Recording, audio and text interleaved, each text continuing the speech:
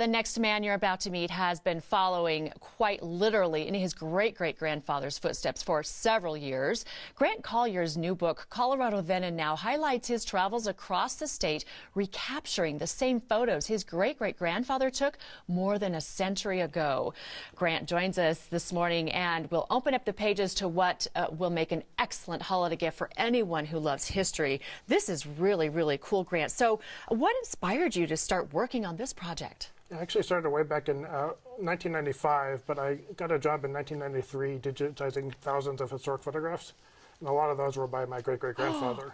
Really? Yeah, so I kind of started wondering what the changes were like over the years. So I started working on my first book in 1995, and then the most recent book came out last month, and so that's sort of a sequel to my first book about 20 years later. Wow. And your great-great-grandfather worked as a photographer, right? Yeah. And so how long did he work as a photographer? He began actually in Scotland. He was born in Scotland in 1836, and then he took up photography around 1860.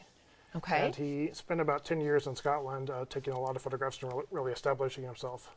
And then he moved with his entire family to Central City in 1871. And they lived in Central City for about 6 years, and then they moved to Denver and set up a gallery in Denver.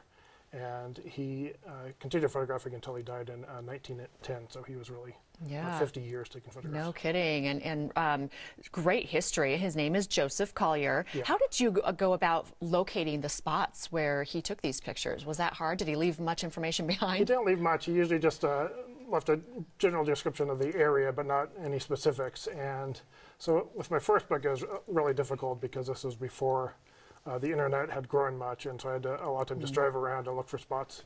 With the second book, it was quite a bit easier because with Google Earth, I could oftentimes just get on my computer and find the exact spot before ever leaving my house. So it made it a lot easier for the second time around. Just getting a sampling of what's in the book. These are beautiful pictures. So what were some of the biggest challenges in capturing all of the images?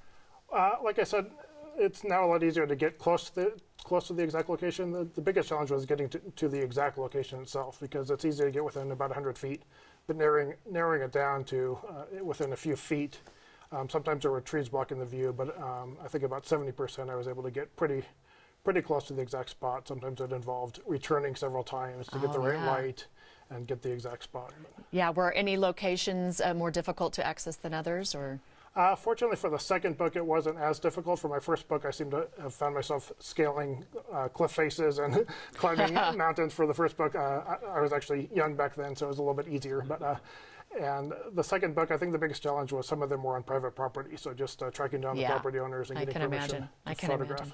All right, so I have to ask this. Did you ever feel the presence of your great-great-grandfather as you were standing in that very spot that he stood? I can't say I actually felt his presence, but I think the closest was sort of an eerie, almost deja vu moment where I could sort of just, it hit me that he actually was at this exact spot 130 years ago. I think it made me almost feel my own mortality a little bit more at that moment, just like thinking, it's really hitting that he actually was. No kidding. Was at that spot. And was looking through his eyes what you were seeing today and the changes. So what are the things that surprised you in seeing the changes yourself in Colorado over the last, 145 years? Yeah, I think one of the biggest surprises is always the buildings in Denver. There were some spectacular buildings that they just tore down in the 1950s and replaced sometimes with parking lots or apartment complexes. And another surprise is sometimes how little things have changed. There are some mountain areas and some scenic areas that really haven't changed that much, which I think is promising. I'll say. Yeah, for sure. So what changes, if any, did you notice in the last 2 decades from the time of your first book and your second book? Yeah, I don't think there were a whole lot of changes that you can see as readily in the photographs, but I think one thing I noticed when I was out photographing for the second book is places that I had all to myself photographing for the first book were now just packed with ATVs and other cars, and just felt like rush hour. So I think, well, it's good more people are enjoying the mountains. It's also, I think, a problem with the overcrowding in the mountains even in the last 20 years. So. Grant, the book is absolutely beautiful. The cover, the pages are gorgeous. So where can folks find this book? It's on tattered cover, Barnes & Noble, on Amazon, and my website, collierpublishing.com. I'm currently offering to give a free copy of my first book, Colorado Yesterday and Today, with any purchase of the new book, Colorado Very nice. Then and Now. Very great gift. So what made you want to start your own publishing company? My first book was published by, I found an outside publisher, and they did a really good job, and it did well, but I didn't have much control over how the book would look. and over how when it would actually come out. And it took me several years to get the book out.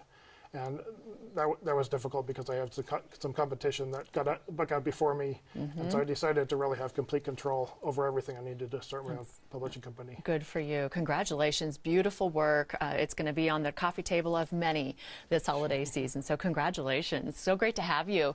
Well, we only got to show you a few of the amazing pictures from Grant's book this morning. It really would make a great Christmas gift or holiday gift for any Colorado history buff. Order your copy of Colorado Then and Now by 2 p.m. today to ensure delivery by Christmas Day. You can also pick up a copy at any local bookstore. You can find out more details and more all about Grant's books online at collierpublishing.com.